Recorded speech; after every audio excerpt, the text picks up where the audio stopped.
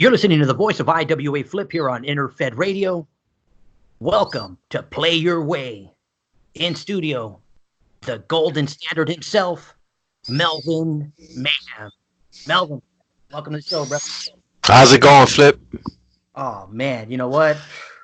It's going, brother. I'm just glad. I'm glad we got these Play Your Way episodes going again. Like, yeah, it's good to have him back. Oh man, I had to get you on as quickly as I could, man. I got a couple other managers that I'm setting up, Nice. And yeah, man. I mean, I'm gonna behave. Don't worry. now, I mean, I'll be honest with you, brother. The first time we had these manager shows, you know, we were just doing them, you know, just so everybody could get to know who's on, who's not on, and I think as I kept going, I started noticing different play styles from different managers, and I mean, I tell you this all the time, brother. Everybody can play this game the way they want. We're not here to hate on anybody. I'm just trying to get a better grasp as to how many different ways people fucking play this game, brother. That's just being honest. There's a lot. Yeah, definitely and I think one of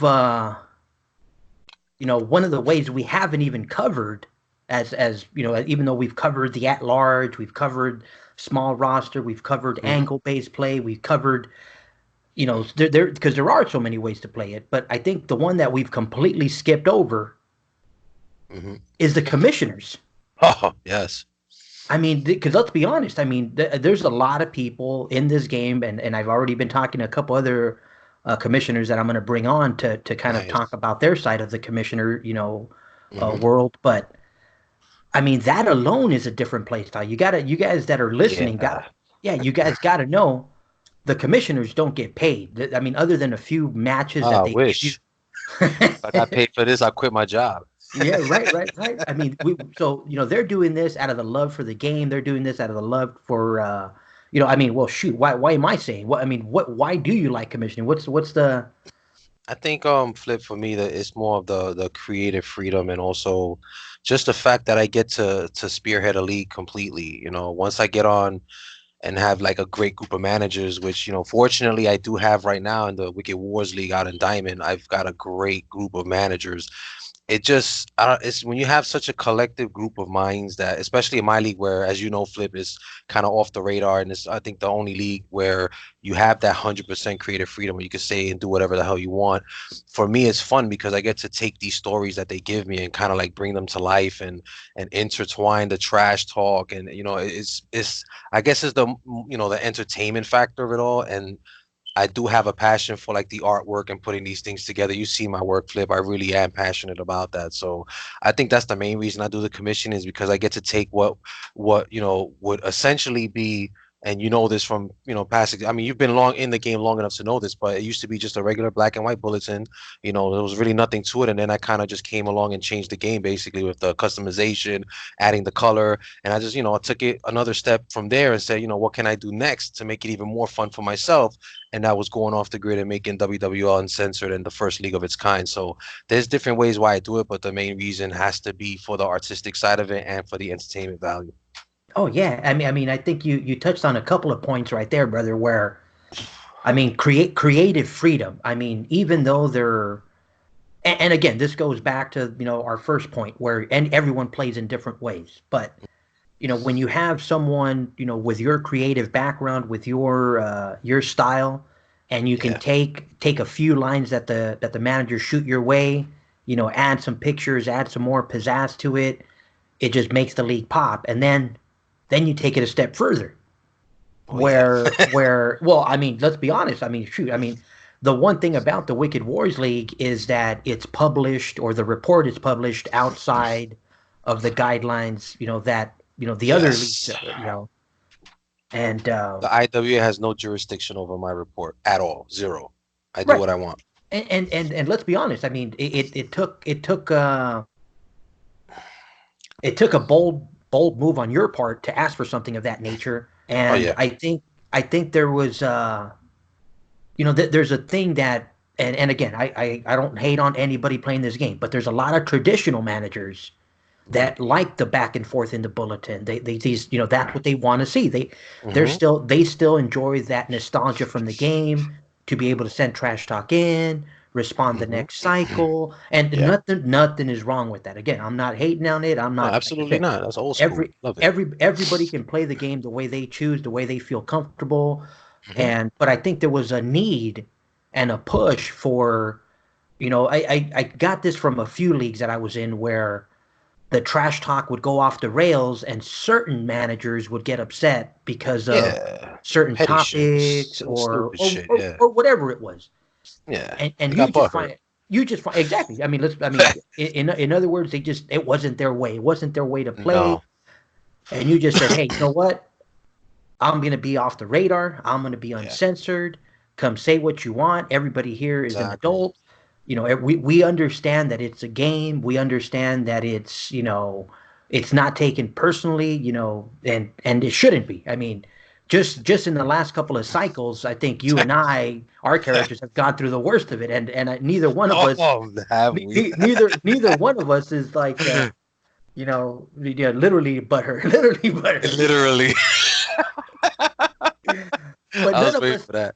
Yeah, but none of us took it that way. Everyone's like, you know what? Good one. No. Let's see what you can come up with next. Because Yeah, I mean you to know, piggyback on that, the reason why it's even possible is because remember my league is, and I strongly suggest this for any commissioners that are just starting a league. Obviously, if you already have a league, if you're commissioning now, it's going to be hard to get it this way.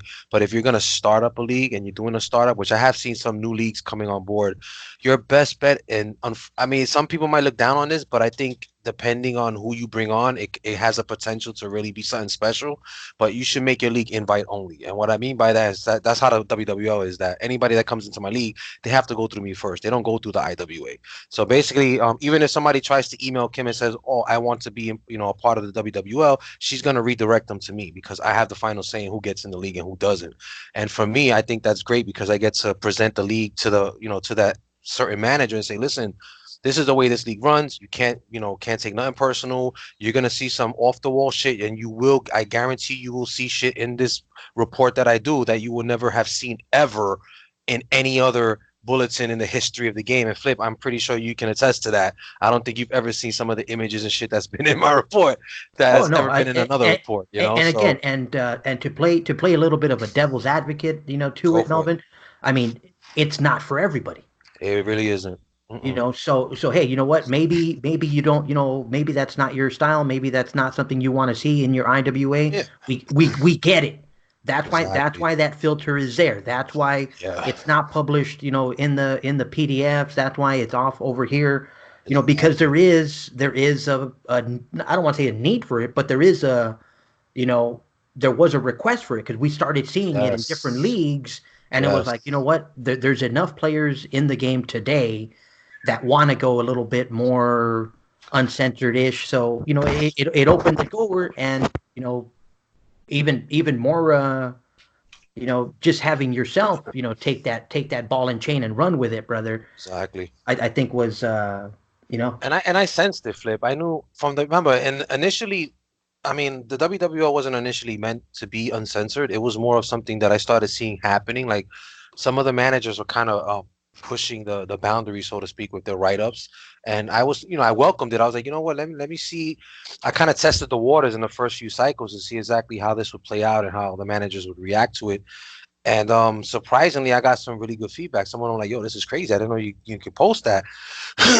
And initially, it was going through the IWA, so they were posting it. I was putting the PDFs and everything on the site, the customized bulletins. But then I had this idea. I said, "Listen, let me see how far I could push this. Let me see if these managers are willing to just have the regular bulletin that's on the homepage just be black and white, normal. All you're gonna see is the matches, battle royal entries, no trash talk. And if anybody ever goes to the homepage and tries to download the bulletin, you're never gonna see trash talk in there because I have it designed that way. That's by design. So it's gonna look like there's nothing going on, but obviously, Flip, that could be further from the truth. It Yeah, couldn't well, be you further from the you truth because I mean, I don't mean to backtrack a little bit, but you skip the say that again. where before going uncensored. I said you skipped the spot there. What before you went the uncensored route, Mm-hmm. you were actually trying to customize the report. You Oh yeah, opened the gate. Yeah, you open the gates for the manipulation of the front, front of Yes, those are like the baby steps. yeah, I mean, and it opened the step, it did open the gates Yeah, for everyone else, so, yeah, and it's good because I still see it kudos to that. happening now, which is great. Thank you. I still see it happening now. There's some commissioners still, willing to take the time to customize it, and again, it adds to the league, man. It's one of those things where when you see it, it kind of just separates you from the other leagues, and it doesn't have to be extravagant, doesn't have to be nothing, over the top, but just changing the color and just putting a nice little logo in there makes such a big difference, and I've seen that in some of the leagues. So for all you, I've said it before, you commissioners continuing to do that, kudos to you for, carrying that on because it's only going to make your league better, in my opinion. So, Oh yeah, I mean, I think the managers, don't, they and like, managers don't really ask for much in this game, but when you can provide that, I think it benefits, like you said, it benefits your league, and it brings you that next percentage of manager that maybe, just by looking through the bulletins, will accidentally run into yours, and like you said, it'll exactly. distinguish it from the rest. So Absolutely. yeah, man. So, but And like now, even on the homepage, so like when people go there, like even though you're gonna see like it's still black and white, and I think they put like a Wicked Wars logo in red and black, whatever. Even though on the homepage you see it that way, I still customize my bulletins, but again, it's in my report. So you're not gonna see those covers unless you're a part of my league. So, right, but they still do them. nice. Now, I mean, let's backtrack a little bit for people that Sure. that don't know you. I mean, have you always just been a commissioner? What led you to start commissioning? What? Um, no. Again, I've been in and out of the game now it's going on, I think 20 plus years, 22, 23 years, something like that. So I've been around for a while. Initially, I was a regular manager. I just play the game to play the game. I love the whole trash talk aspect. I didn't run a big roster back then. I think the highest I ever got to was 30 back in those days. And to me, that was pushing it, pushing it. It's not like now where we have, all these at-large players where they're 200, 300. I think one person's running like four something. That person knows who he is. But back then it was just I was sending a few matches in, and I was just more hooked on the trash talk. Who was gonna reply to my trash talk? Who could I attack this cycle? And it was never really about the titles for me. But then over the years, I started getting a little bit better. I hooked up with certain managers that were, I guess veterans in the game, and they were successful, and they kind of took me under their wing. And those managers know, they know who they are, but they taught me, how to flow, how to read the drops, and how to flow tag and six man. And I started taking it a little bit more seriously. And I got hooked on the report for. I remember one year I got really hooked on the report, and I was trying to push myself to see how good I could be. And I think at that point that was the largest roster I had. I had about 125 at one point, and I was in every federation, multiple leagues in each fed, and I was hitting the report. I was doing pretty good. But then I realized that it was too much, man. Like, figuring out all the holds. And because for those of you who don't know, when it comes to actually trying to win these titles, it's not just luck. Like, you have to have strategy. You have to know how to read these holds, how to read the trends, when the drops are gonna come, when they've already come.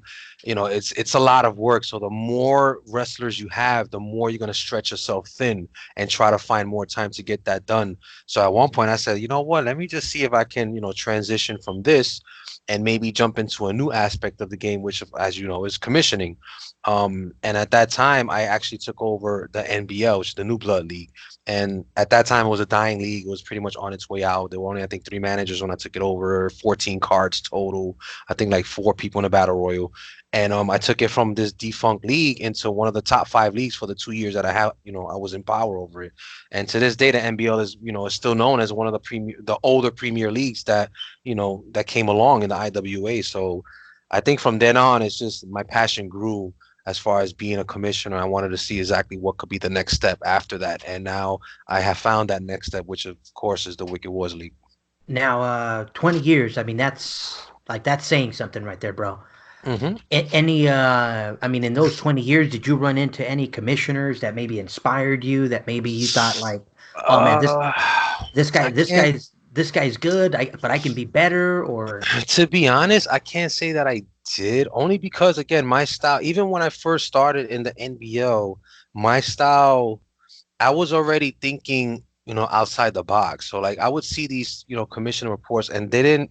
I don't want to say, and it's not to knock any commissioner out there back in the days, but they didn't really inspire me, to be honest. It was more like, okay, I know I could do something better than this. I know there's got to be a way to make this pop more, and and make it just stand out. And that's when I started, like in the NBL, I started playing around. Like the first 10 cycles of the NBL was more of an experiment than anything. It was more like, all right, let me see if I tried this layout, how would this look? If I started doing this with the artwork, how would it be received? Would I get any reaction?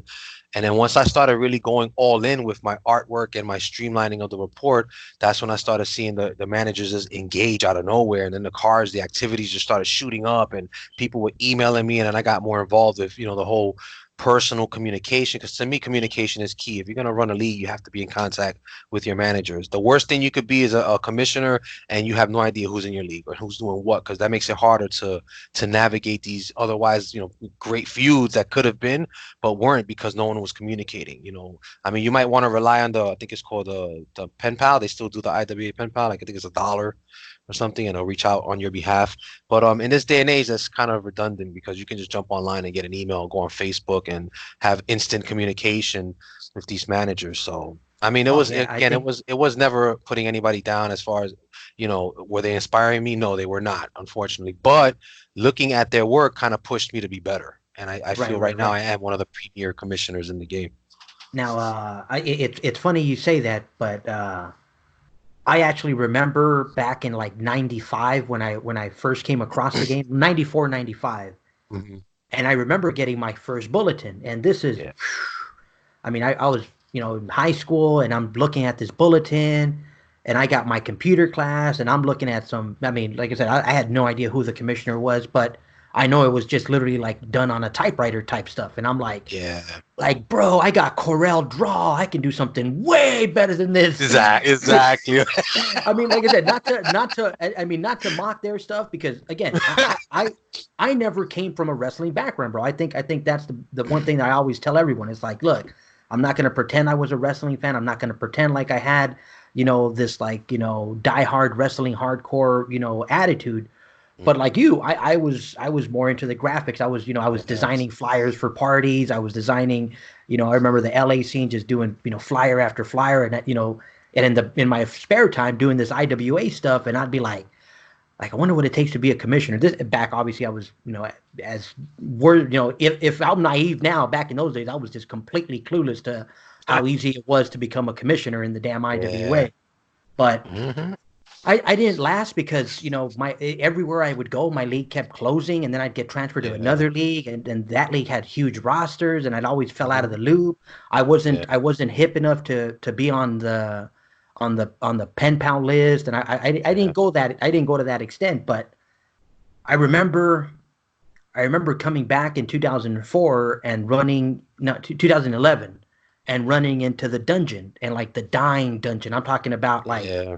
like message boards, and I had already, I'm a lot older now. In 2011, I'm like, I know what message boards are. So, and I remember getting on there, but they were it was already a dying thing, because I guess they Yeah. had already killed the dungeon a couple of times before then. Yep. Did Even you now did it's you dead. did I mean, so you remember the dungeon then? I was in there, yeah. I was part of the dungeon. I was a member of a lot of the posts, and I was always in and out of there. And it definitely, you would start seeing the. It was like you said, it was dying over the years. Now it's defunct completely. Everything's on Facebook now. So Yeah, I good mean, luck. Good luck seeing a post in the dungeon these days. yeah, I mean, I know there's still some people that'll jump on there for nostalgia, or maybe to pick up a hold chart, if even that's still around. But yeah, brother. I Yeah. mean, yeah, everything has moved to social media. I think social media has also allowed angle-based leagues like yourselves, like the Wicked Warriors, to strive, because, like you said, communication is key. And if you guys, it's like locker room talk. And now I'm talking like a fucking Exactly. like a wrestling expert, like locker room talk. Well, they tell me it's like locker Got room some talk. nerve. Yeah, they tell me it's like locker room talk, talking before the match, and working out who's going to do what's going to happen, how this is going to carry on. So, now that I've been doing the IWA quote unquote imaginary wrestling, I I can imagine myself actually in the locker room talking to one of the other managers or Yeah. wrestlers or whatever, not like, all right, cool, that's going to happen.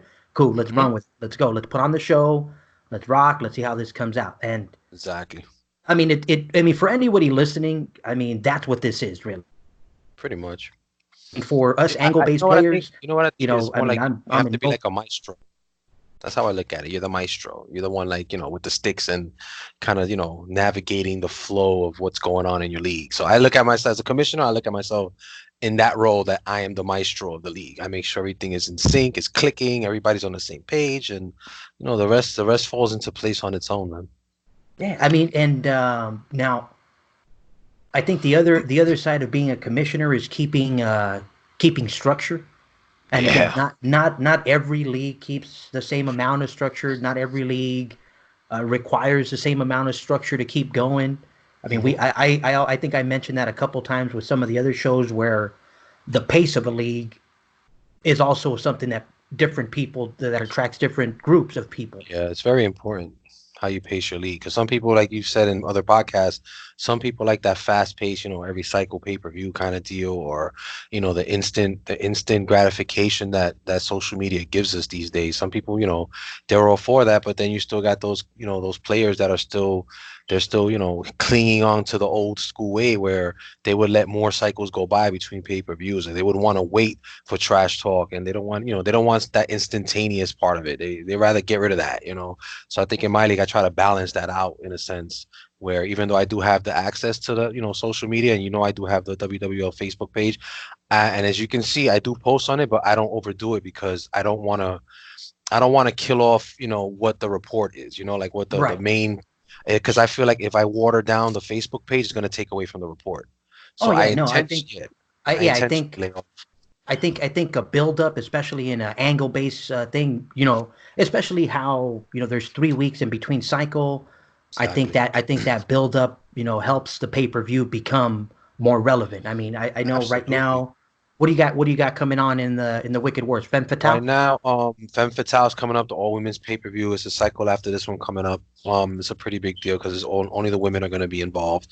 Have some pretty big matches there, and then after that is the granddaddy of them all. Our first, I guess you want to call it WrestleMania of sorts, but it's Age of Anarchy 1. So I'm looking forward to that one because, again, as you've seen, I've had an immense influx of managers come on board. Some of them really, really prestigious that I've been fortunate enough to get on board with the league. So. And right now, it's like the league is starting to click and just like fire on all cylinders. So I'm super excited to see what happens in the coming cycles. Now for managers listening, the Wicked Wars is maximum of 8, Yes, it is correct. and you require at least one female per manager. Yes. Yes, if you're gonna join the league, you have to have at least one female on your roster. Correct. So, I mean, it's a good balance. Like I said, I know you mentioned early on about how you yourself got better at tag and six flow. So I know some people are like, well, eight's too many. Eight's not. You're not going to qualify for elite. You're not going to do. It's like, hey, you know what? It's a different pace. It's the way it is in the league, which allows managers to have that tag, to have the six, maybe have two six and two individuals or two six and a tag, whatever floats your boat. I think it is a nice number. Like I said, obviously it's not going to qualify for elite, but again, it's a different pace altogether. Yeah, exactly. And again, I did that intentionally because I know there are some in the elite. I believe the limit is six, correct, Flip, for the elite Yeah. leagues. Well, when you do the six, it doesn't give you that many options, to be honest, especially if you like running multi tag flows. With the eight, it gives that option where you can have your dedicated tag, you can have your dedicated six, but you're still gonna have those three left over if you want to, and plus you have that one female and the two singles left over to run any singles angles you want. And that lets you, and it enables you to just keep your flows locked in for those six, keep your flows locked in for tag, and then have the freedom to have those other three to do whatever the hell you want with. And that was the main reasoning why I said I don't want to be a part of the elite. Give me the eight. It gives more flexibility to the managers. It gives them more options. And so far, like the feedback I've gotten with the eight has been perfect. So I'm not even going to change it. I'm going to leave it the way it is. And so far, it's been working great. That's Yeah, you. man. Shout out to you, brother. Like I said, I just wanna keep these shows under the 30 minutes just so everyone kind of, Absolutely. gets it going. But Melvin, again, you're always welcome on Interfed, brother. Like I said, I know as soon as we finish this one up, we're gonna shift the focus over to Oh the yeah, we're gonna shift the focus over to the Wicked Wars Uncensored yeah, because radio. it's hard behaving on your shows, Flip. It's hard. And no, you know what? Shout out that I've shouted it out before in the past, brother, where, I think, having different options, having different tube casts, different podcasts, whatever in the world you want to call them, Yeah. allows, managers to have different options, different avenues of where to get some IWA news, some IWA, insight. And Hmm. again, brother, you're always welcome on here. Like I said, anyone interested in the Wicked Wars, you can either, look for Melvin on Facebook or contact him directly through Kim.